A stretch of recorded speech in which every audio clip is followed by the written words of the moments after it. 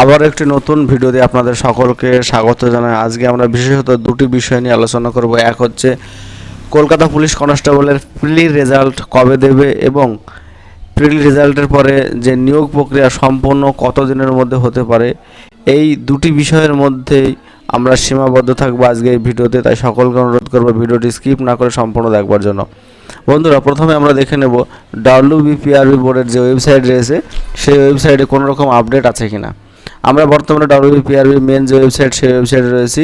এই ওয়েবসাইটে যাওয়ার পর রিক্রুটমেন্ট অপশনে যদি আমরা ক্লিক করি, রিক্রুটমেন্ট অপশনে ক্লিক করে স্ক্রল করলেই recruitment to the post of constable lady constable in Kolkata police 2024, এখানে ভিউ ডিটেলসে যদি আমরা ক্লিক করার সঙ্গে সঙ্গে লাস্ট যে আমাদের নোটিশ দিয়েছিল কলকাতা পুলিশে সেটা হচ্ছে 31/12/2025, notice for the provisional answer key of preliminary written test. Last এটাই কিন্তু কলকাতা পুলিশের নোটিশ দিয়েছিল WBPRB বোর্ডের তরফ থেকে। তারপরে কিন্তু কোনো রকম নোটিশ দেয়নি। দীর্ঘ সময় পেরিয়ে যাওয়ার পরেও কোনো রকম আপডেট কিন্তু আমরা জানতে পারিনি। কিন্তু এখন যেটা শোনা যাচ্ছে বিভিন্ন লোকমাধ্যমের মধ্যে দিয়ে, এমনকি আমাদের রাজ্যের মুখ্যমন্ত্রী শুভেন্দু অধিকারীও কিন্তু এটা ঘোষণা করেছে যে যত শীঘ্র সম্ভব কলকাতা পুলিশ এবং বেঙ্গল পুলিশের রিক্রুটমেন্ট প্রসেসটা কমপ্লিট করা হবে। এবং আমরা জানি বেঙ্গল পুলিশে অলরেডি কিন্তু সমস্ত কিছু কমপ্লিট হয়ে গেছে, শুধু ফাইনাল রেজাল্ট প্রকাশ হলেই সম্পূর্ণ হয়ে যাবে। কিন্তু কলকাতা পুলিশে এখন অনেকগুলি ধাপ বাকি রয়েছে, যেমন মাঠ রয়েছে, মেন পরীক্ষা রয়েছে, ইন্টারভিউ রয়েছে, এইগুলো কিন্তু এখনও রয়েছে। সেই জন্য কলকাতা পুলিশের রেজাল্টটা প্রকাশ করা অত্যন্ত জরুরি। কলকাতা পুলিশের যেটা জানা যাচ্ছে সেটা আগামী মাসের 10 থেকে 15 তারিখের মধ্যেই কিন্তু কলকাতা পুলিশের রেজাল্ট প্রকাশ করে দেবে। কারণ আমাদের রাজ্যের মুখ্যমন্ত্রী শুভেন্দু অধিকারীকে একটা সাংবাদিক প্রশ্ন করেন যে কলকাতা পুলিশ এবং বেঙ্গল পুলিশের রেজাল্ট নিয়োগ প্রক্রিয়া কতদিনে সম্পন্ন হবে। উনি কিন্তু বলেছেন যে সেপ্টেম্বরের মাসের মধ্যেই কিন্তু বেঙ্গল পুলিশের 12,000 এবং কলকাতা পুলিশের 4,000 যে রিক্রুটমেন্ট সেটা কিন্তু সম্পন্ন করা হবে এবং পুজোর আগে সেটা সম্ভবপর। পুজোর আগে, যেহেতু অক্টোবর মাসে পুজো, সেপ্টেম্বর মাসের মধ্যে কিন্তু নিয়োগ সম্পন্ন করবে বেঙ্গল এবং কলকাতা পুলিশে। যেহেতু বেঙ্গল পুলিশের প্রক্রিয়াটা প্রায় শেষ হয়ে গেছে, শুধুমাত্র ফাইনাল রেজাল্ট বাকি আছে, কিন্তু কলকাতা পুলিশের এখনও সমস্ত কিছুই বাকি রয়েছে। সেই জন্য কলকাতা পুলিশকে নিয়ে বেশি ভাবছে সরকার, কারণ যেহেতু ভোট ছিল, বিভিন্ন কেস ছিল, এই সমস্ত কেসের কারণে কিন্তু অনেকটা ডিলে হয়ে গেছে রিক্রুটমেন্ট প্রসেসটা। আমরা জানি 2024 সালে ফর্ম ফিল আপ হয়েছে, কিন্তু 26 প্রায় শেষের দিকে, তবু কিন্তু কোনো রকম এখনও প্রসেস কমপ্লিট হয়নি। ঠিক আছে, শুধুমাত্র রিটেন এক্সামটি হয়েছে। আশা রাখছি প্রত্যেক স্টুডেন্টদের উদ্দেশ্যে আমি বলবো, যারা কলকাতা পুলিশের পরীক্ষা দিয়েছে ভালো, মোটামুটি তোমাদের কাট অফটা নিয়েও একটু আমরা আলোচনা করবো একটু পরেই। তো তাদেরকে অনুরোধ করবে একটু ধৈর্য ধরতে এবং মাঠের জন্য প্রস্তুতি নেওয়ার জন্য, কারণ যে কোনো মুহূর্তে কিন্তু রেজাল্ট প্রকাশিত হয়ে যেতে পারে।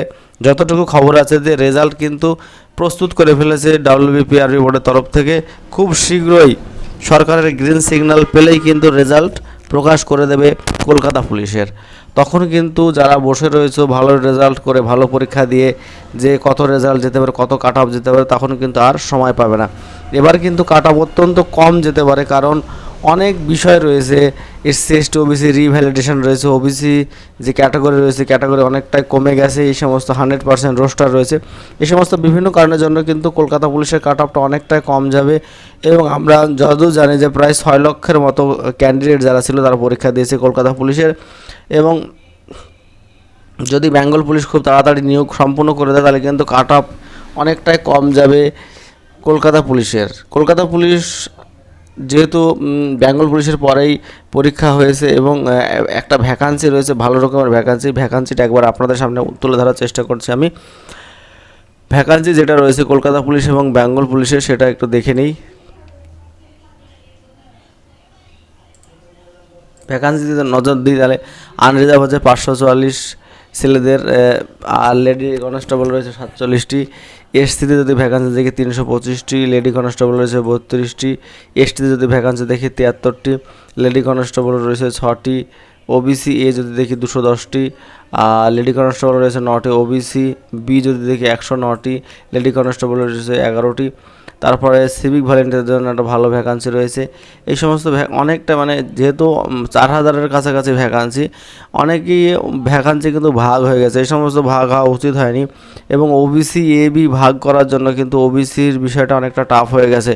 আমার সরকারের কাছে প্রার্থনা যে যেহেতু নতুন নিয়ম করা হয়েছে, OBC ক্যাটাগরি অনেকটা কম হয়ে গেছে, সেহেতু নতুন নিয়ম নিয়েই কিন্তু এই বিষয়টি দেখা উচিত, কারণ রেজাল্টে ছেলেমেয়েরা মোটামুটি পরীক্ষা দিয়েছে, ভালোই পরীক্ষা দিয়েছে, অনেকে খারাপ দিয়েছে। কোশ্চেনের প্যাটার্নটা একটু পরিবর্তন হয়েছিল এবং কোশ্চেন হয়েছিল মডারেট, সেই জন্য কিন্তু একটু টাফ হয়েছে কোশ্চেন, একটু পরীক্ষা সবার ভালো হয়নি। পরীক্ষা মোটামুটি যারা এসসি রয়েছে তারা মোটামুটি 40 স্কোর করতে পারলে তোমরা কিন্তু ফ্রেলির জন্য ডাক পেয়ে যাবে এবং মাঠের জন্য প্রস্তুতি নিতে পারবে। ওবিসি এবি যারা রয়েছে তারা মোটামুটি 44 থেকে 45 পেলে তোমরা কিন্তু মাঠের জন্য প্রস্তুতি নিতে পারো।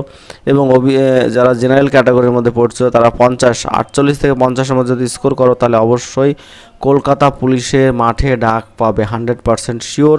তোমাদের জন্য মাঠ অপেক্ষা করছে, তোমরা কিন্তু মাঠের জন্য প্রস্তুতি নাও বসে না থেকে। ধন্যবাদ সকলকে ভিডিওটি দেখবার জন্য। ভিডিওটি ভালো লাগলে অবশ্যই একটা লাইক শেয়ার কমেন্ট করবে, আর চ্যানেল নতুন হলে অবশ্যই চ্যানেল সাবস্ক্রাইব করবে। আরও কিছু ভিডিও আমি কলকাতা পুলিশ সংক্রান্ত করতে চলেছি আগামী দিনে, তোমরা অবশ্যই দেখবার চেষ্টা করবে।